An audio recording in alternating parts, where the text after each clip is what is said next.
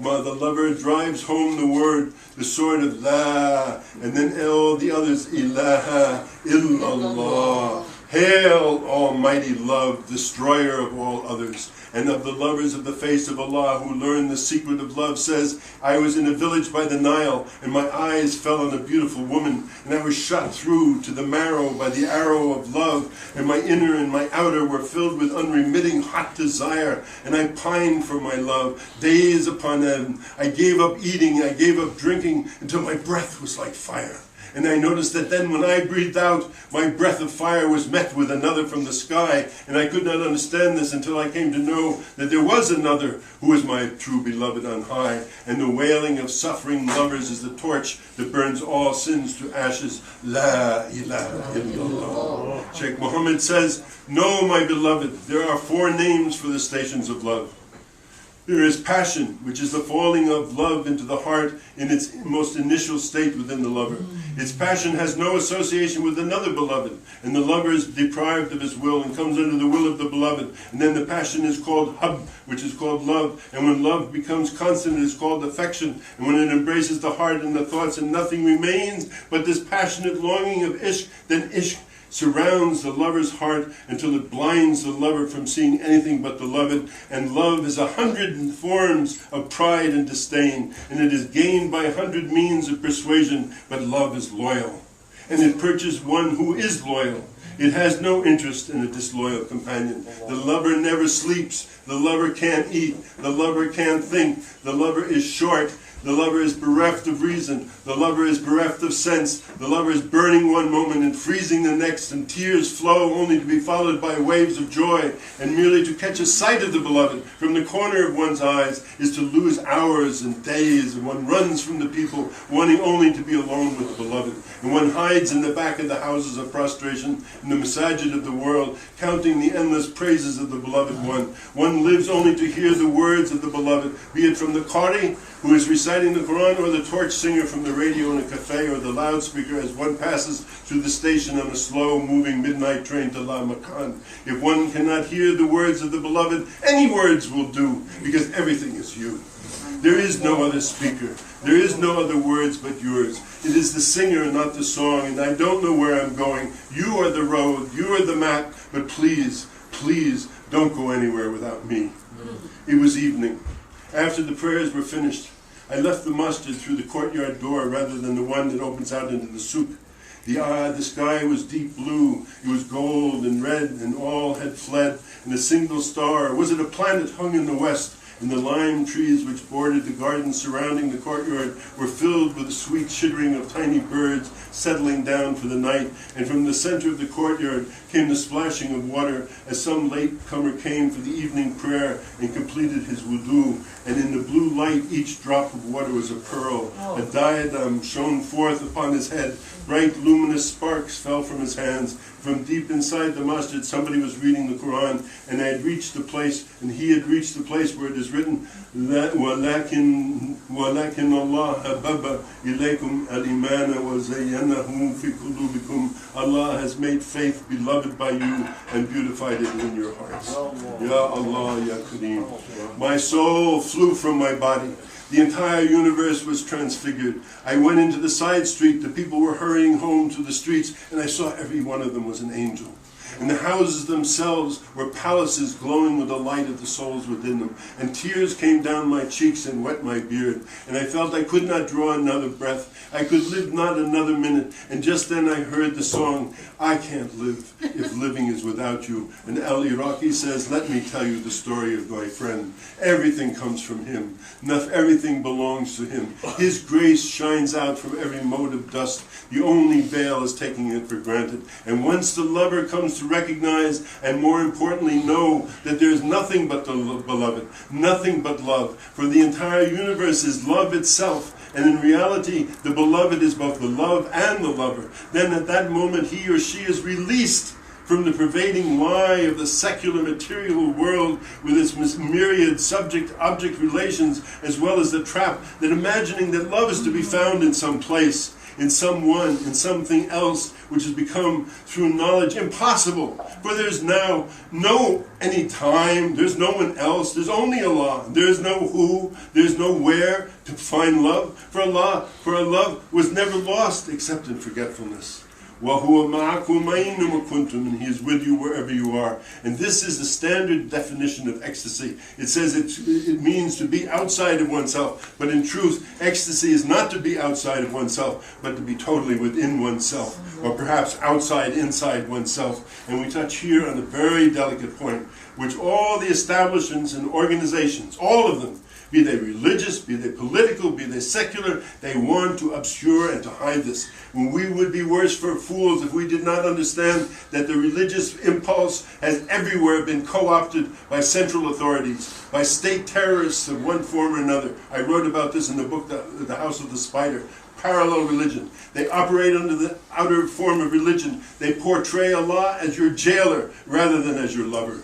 And by so doing, they seek to fool you, to obfuscate and to hide at all costs from the people who practicing the deen, the message of dynamic spiritual freedom, pure limpid ecstasy, which arises from the reciprocated and reciprocating love of the Supreme Being. And the reasons for this is not hard to understand, because the free lover is just that, free and a lover. Nothing is more threatening to any system of organization, because to be free, to be a lover, to be immersed in ecstasy is to be beyond postponed and future rewards, the ever-vanishing promise of a now that never will come. It is to be beyond the carrot, beyond the stick. It is to be definitely to cease being a donkey, for sure. It is to be a lover, which means that there are no enticements, there are no lures, there's no place that you've got to go to find it, because you have it. La ikraha fi din. There is no coercion in religion. It is to see beyond the ultimate social lie, the cultural taboo, which is death itself.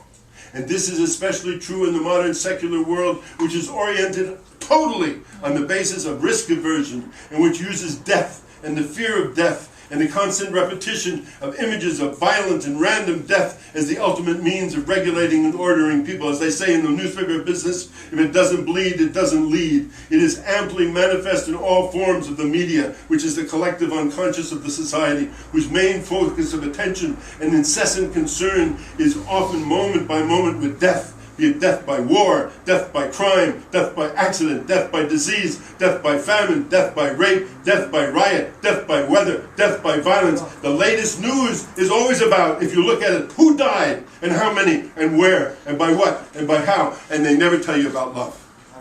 Unless it be the lewdness of the world for love. And love is never lewd, and only the lover who knows that death is the ultimate ecstasy. Love embraced my spirit before I was born. It embraced me in the cradle. It embraced me when I was weaned. It embraced me as I grew and as I grow. It embraced me on my deathbed, for nothing shall sunder that embrace, for love will survive, and it will be my visitor in the grave beneath the stone. When Allah loves you, He kills you.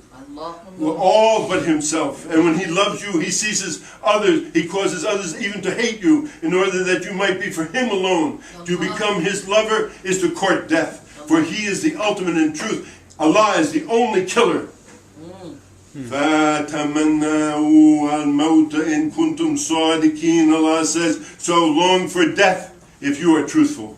Mansur al-Halaj in the Suq al-Qati'ah, full of sorrow, cries out, "Oh my people, save me from Allah, save me from Allah, save me from Allah. He has robbed me of myself. He does not return me to myself. I cannot give Him the respect that is due to His presence. I am afraid of His forsaking me. He will leave me, deserted, forsaken, outlawed. And woe to the one who feels abandoned after having been in His presence, and abandoned after union. Where am I? Where is He? What happened to me?" The people weep for him. And he goes on and he says, "Oh people, I have embraced with my whole being all of your love. Oh my holiness, you have manifested yourself so much that it seems to me there's only you. There's no me anymore. I look to my heart and I don't find anybody but you. I do not see estrangement between them and me, and only familiarity between you you and me. Alas, alas, alas, I am in the prison of this life, united with the whole human race. Oh you, I beg you, take me outside of the prison. Will not somebody kill me? Oh people, most certainly when he creates his creature, it is to put pure goodness, and if sometimes he shines forth in brilliantness before her, and sometimes puts a veil before her, it is always that she may make progress. For if he did not shine forth, everyone would deny his existence. If he did not veil himself, everybody would be entranced. That is why he makes neither of these states to abide. For as for me, there is no longer any veil between him and me. There's no blink in time. My humanity perishes in his divinity. My body is consumed in the flame of his love, in order that there should be not remain anything of me, neither my face nor my description. Allah is one wrapped in the secret between the two. There is no why but who. All forms exist in the atoms of his divinity, for the flames of spiritual life are in the hearts of this creation. For the conscience, secrets are kept hidden deep within the privacy of hearts of absolute discretion. For being in the depths of being, there is one who keeps my heart for himself. My heart, which aims at it and chooses it. This science of prophecy is like the lamp of divine light. This fuse of ecstatic inspiration is the burial niche that he has prepared. By Allah, it is the breath of the uncreated spirit that breathes into my skin each thought, and the very one that Israfil shall blow in his trumpet when he calls me, so is he transfigured before my spirit in order that I may speak. If out of all that is in my heart, a single atom were thrown on the mountains of the earth, they would disintegrate. And if on the day of resurrection I were to be thrown into the fire, that fire would be consumed by my burning. And if I were to be entered into the garden, the dwellings in the garden would crumble. How can the whole bear my part? I am so heavy that the very earth cannot bear me. Return to Allah, for the last dot is his. There is no why in this world. There is no why in this next world. There is only him. And what is the question, my friends? Love is the answer. So like Mansur Halaj, may Allah perfume his resting place and keep fresh his memory in our hearts, and granted their wish and are slain and others remain as a slave. And what is enslavement? What is it? This isti'abad after madness. And Allah says, this is why he makes neither of these states to abide. He points to the compassionate character of the dispensation of the grace of Allah in both the revealing and hiding himself.